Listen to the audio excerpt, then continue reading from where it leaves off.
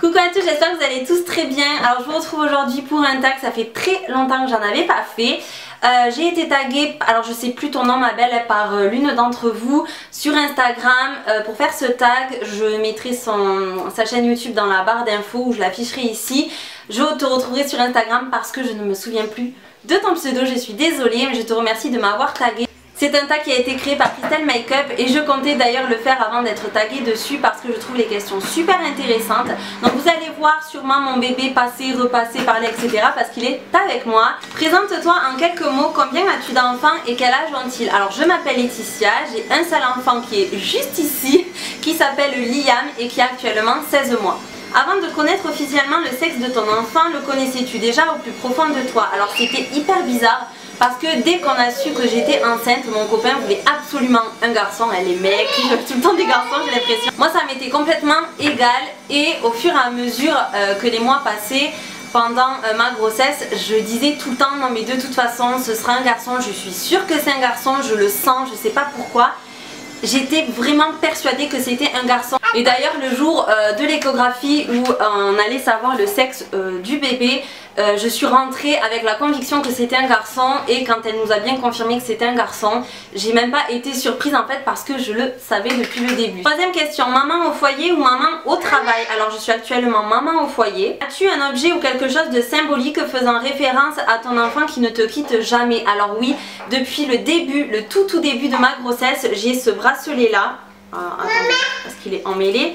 Mais j'ai ce bracelet là en fait qui est un bracelet double. C'est un rond avec un cœur à l'intérieur avec gravé Liam dessus. On m'avait contacté, je me souviens au tout début pour recevoir des bijoux comme ça. J'avais choisi ce bracelet là. Et j'y avais fait graver Liam et depuis le début de ma grossesse il ne m'a jamais quitté ce bracelet, il ne me quittera jamais. Même quand il se cassera, je le ferai réparer et tout parce que je le veux toujours sur moi, je le trouve trop beau et c'est vraiment symbolique parce que c'est, voilà, depuis le tout début de ma grossesse je l'ai. Et quand je suis pas avec Liam, le fait d'avoir le bracelet, je sais pas, c'est bizarre mais c'est comme s'il était avec moi.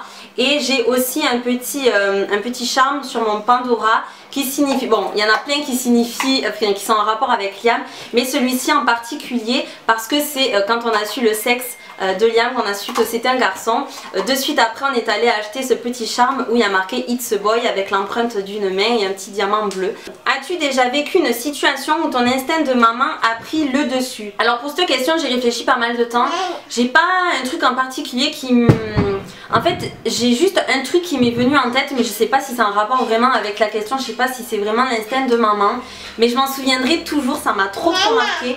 On revenait de la plage et on était avec lui sur son tapis de jeu, enfin avec lui. On était sur son tapis de jeu et lui était dans le petit couloir juste en face. Oui mon cœur, qu'est-ce qu'il y a mon amour?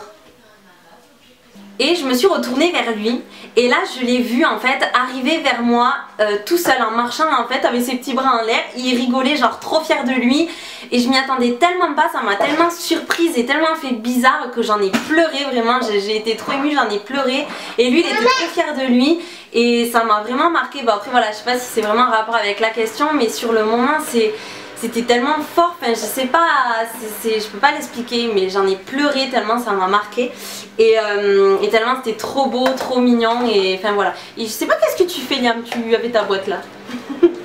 Sixième question, fais-tu partie de ces mamans qui ont gardé leur test de grossesse? Alors peut-être ça va paraître bizarre pour certaines mais non. J'y ai même pas pensé sur le coup parce que vraiment je trouve ça un peu dégueu, enfin je sais pas, non je l'ai pas gardé. Question 7. As-tu du mal à te séparer des affaires de ton enfant? Alors oui, ça c'est un gros problème. J'ai énormément du mal à me séparer de ses affaires, d'autant plus que c'est mon premier enfant. Donc autant vous dire que tous ses premiers pyjamas, ses premiers bodys, ses premières chaussettes, etc. Ses premiers trucs, j'ai tout gardé, impossible de m'en séparer. Même des fringues d'occasion qu'on m'avait données, il y en a dont je n'ai pas pu me séparer parce que voilà, c'est...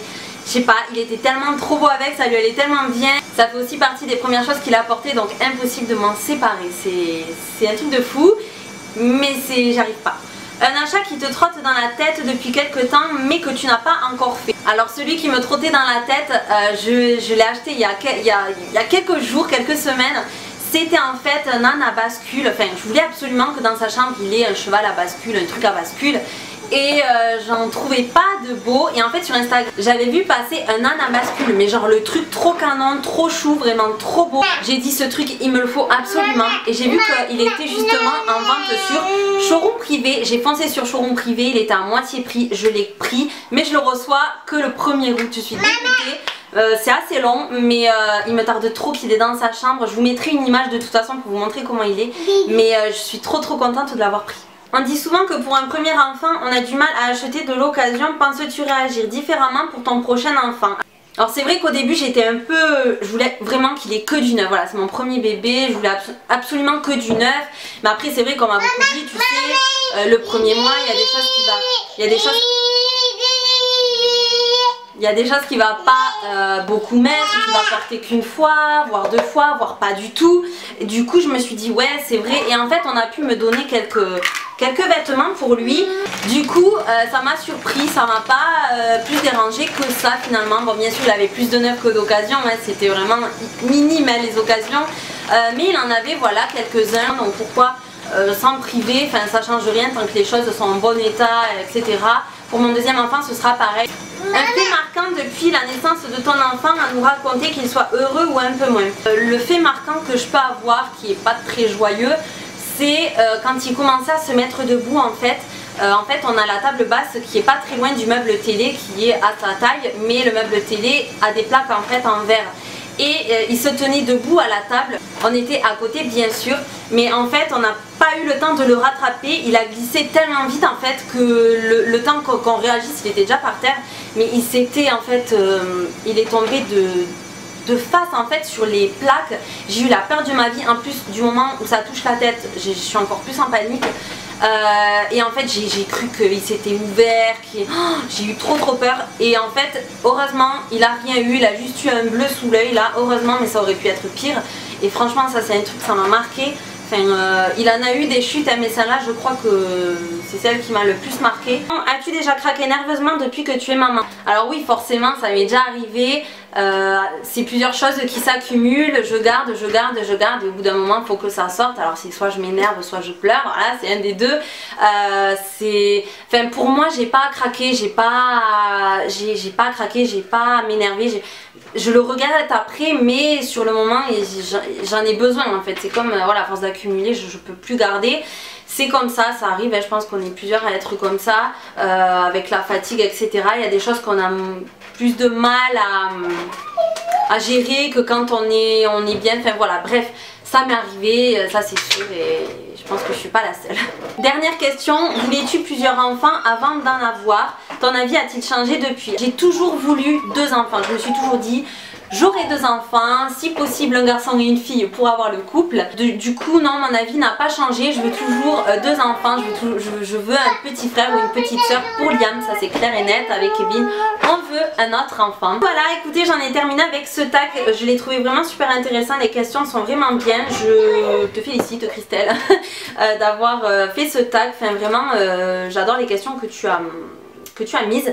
Voilà, je tag personne en particulier, toutes les mamans qui veulent le faire, faites-le. Si jamais vous n'avez pas de chaîne, répondez en commentaire, moi ça m'intéresse de savoir vos réponses à vous. Si vous êtes maman youtubeuse, n'hésitez pas à me dire en commentaire si vous avez répondu à ces questions en vidéo.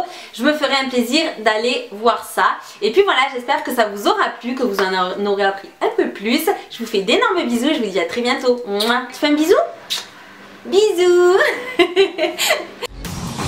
I can be zen and I can be the storm. Yeah, smell like a rose and I pierce like a thorn. Yeah, karate chopping the cliches and norms all in a dress.